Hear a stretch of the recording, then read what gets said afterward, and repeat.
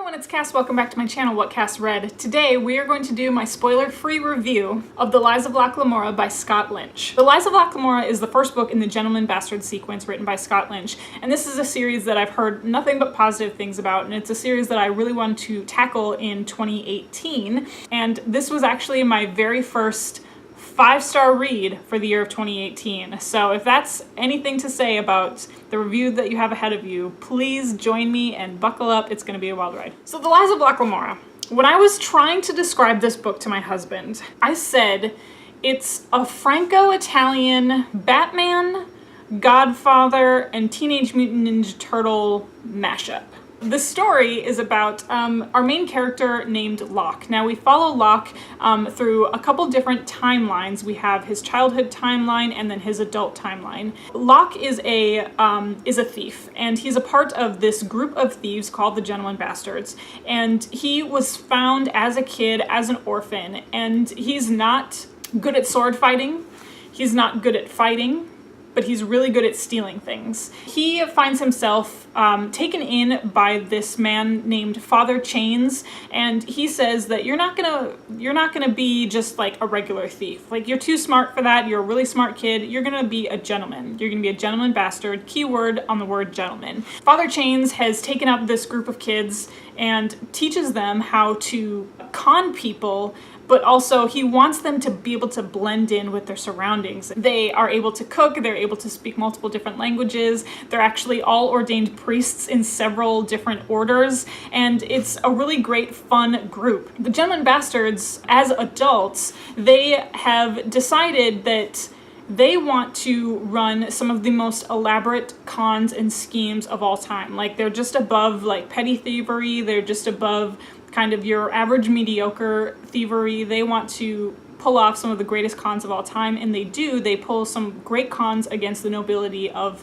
the city of Camor. It wouldn't be a problem, except for how I said that this also reminds me of The Godfather, is there is a secret peace between the crime lords, the nobility, and the police in the city. There's a sort of secret peace that they allow these thieves and gangs to run wild as long as they leave the nobility alone, but Locke doesn't believe in that at all, and he steals a ton of money from them. The story takes off when Locke finds himself in the middle of a really great con, a really great scheme. His reputation is getting out there. The noose is kind of tightening a little bit around his neck, and he finds himself caught between crime lords, between police, between still wanting to pull off this great scheme, the greatest heist he's ever pulled off in his life. So The Lies of Locke Lamora takes place in the city of Camor, and there are very, very distinct regions of the city, and that was one of the things that I loved about the world building in this book. When we were with the crime lords and when we were with Locke and the Gentleman Bastards, everything felt a little bit claustrophobic, a little bit grimy, a little bit murky in some places, because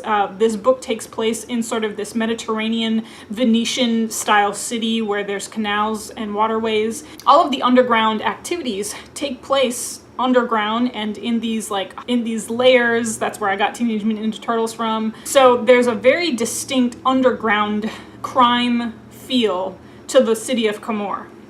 But then there is also the very open, airy, bright, light city of Camor where the nobility live, and there's technology, like magical technology, that kind of lights the city up. And so it's a very, very richly described world, and you can feel that you're there. The other great thing about the world building is not only is it the settings that I'm talking about, but each of the different gangs have their own language. They speak through hand signals. They are very smart in how they conduct their business, so they're able to use hand signals when they're trying to communicate with people on the other side of the waterway or whatever. And their language is very concise. They're very smart in how they use their words with one another, and it's just, everybody in this book is so smart. Everybody speaks well, everybody is hilarious. Their humor just leaps off of the page, and I haven't had a book that made me legit laugh out loud in a very long time, but there's some really, really funny instances in here. The way that these characters interact with one another is another huge part of the world building,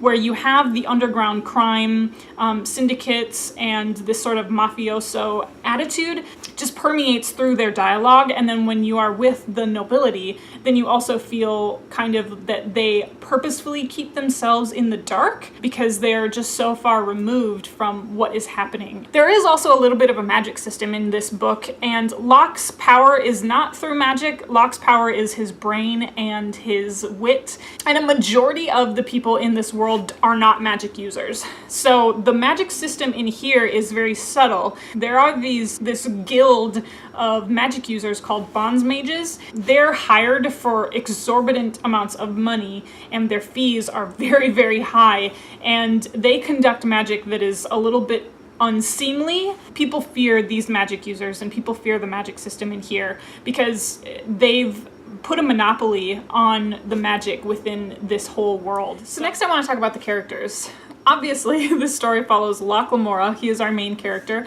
And I have to find my notes that I typed up on him because there's a really great quote that is used to describe him. It says, "He was a man the gods might have shaped deliberately to be overlooked." He's a very small, slight, of stature human being, and like I said before, he's not great at fighting, he's not great at sword fighting. His power is in his brain and his ability to be really small, and that's how he's able to pull off these heists, because he's just a really unassuming looking guy. There's multiple different times where they describe him as just like not the best looking, and it's just kind of funny to me that we have this character who is just not this god among men, just a really average looking guy, just with a really great superpower of a brain. Locke is the leader of the gang, and we follow him in a couple different timelines. So this is his origin story. We have a couple different interludes where we learn about his childhood and the things and the choices that he makes that gets him to the place where he is now. It just bounces back and forth really nicely. It ties in really nicely. And that's kind of where I saw like the Batman aspect of it, where he's, as if we were watching the first Batman movie, where he has all these flashbacks of when he's a kid and how he becomes Batman, and where he's Bruce Wayne in one life and Batman in another. That's kind of how I thought about Locke. And the Gentleman Bastards are his little group of friends, like the Teenage Mutant Ninja Turtles. They have their little underground lair, and their Master Splinter / Alfred sort of character and Father Chains. This misfit group of kids that are all orphans and have been brought up together to become these just like super awesome thieves. We have Jean, who is my favorite character out of all of them. Jean is the big burly teddy bear kind of guy. He is Locke's best friend. He is also an orphan, and he is the sword that Locke cannot swing, basically. Father Chains has put them together because he said, hey, you're really smart, but you're not so great at fighting. And you're really smart, but you are great at fighting, and you can't fit in and around these places. And then we have the other members of the Gentleman Bastards gang. So we have Father Chains, who's their Alfred Master Splinter sort of character. And then there is Kahlo, Galdo, and Bug. They're the three other characters that complete the Gentleman Bastards. We also have Kappa Barsavi. He is the ultimate crime lord, this Garista boss, and that's where I kind of associate it with the mob. And you have right men, and if you are one of the right men, if you are a right man, capital R, you are a made man. You were in with the crime family, and you became one of them.